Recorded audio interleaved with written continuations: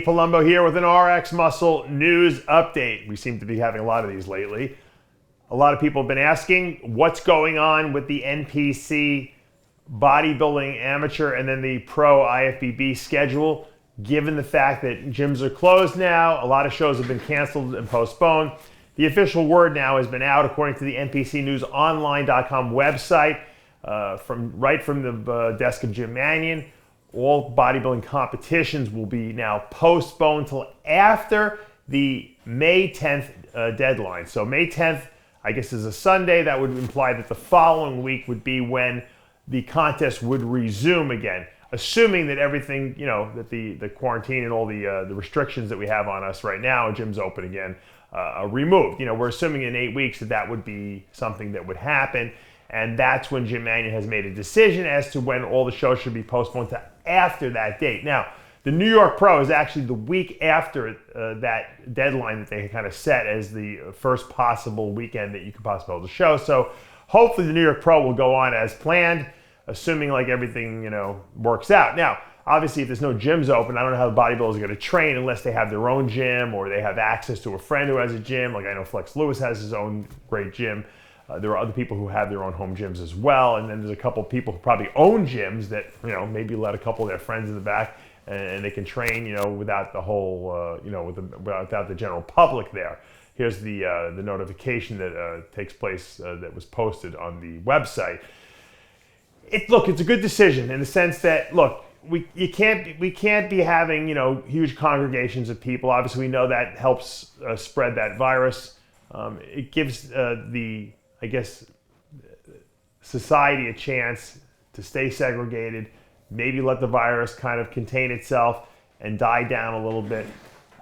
Will the 8 weeks of doing nothing help? We'll find out in 8 weeks, I guess. Should people continue to train for these shows? I think they should. I have my clients that I'm preparing and they're like, what should I do? I'm like, you're going to continue eating the right foods in your diet. You're going to stick to that. You're going to stick to all your supplement plan. And you're going to do what you can do at home, okay? And I'm going to do a separate video on what I think you can do at home if you don't have a full gym to stay in the best shape of your life and to keep your size that you have and to kind of wait out this period where they're kind of closing gyms, not allowing people to go to gyms. So the basic premise here is that if you have a show that was scheduled to take place before May 10th, it is canceled right now. And it will not happen, so you don't have to look, you don't have to call anyone. Some of the shows will be postponed, meaning they will take place at a later date. Some are completely canceled, probably till next year. You have to contact the promoter of the show that you were planning on doing to find out which it is. Like my good friend Mel Chancey's show was in 3 weeks. I asked Mel when he was going to hold it. He was originally planning on postponing it until May 9th. And now because of the May 10th deadline, he's going to have to postpone until after that. He said he's going to get back to me in the next couple of days and let me know when his show would take place. But it would certainly be after May 10th. So that's pretty much the latest news that's due to report. Now the question is, what happens with the Mr. Olympia competition? This is another whole video, once again, I could do and that I probably will do.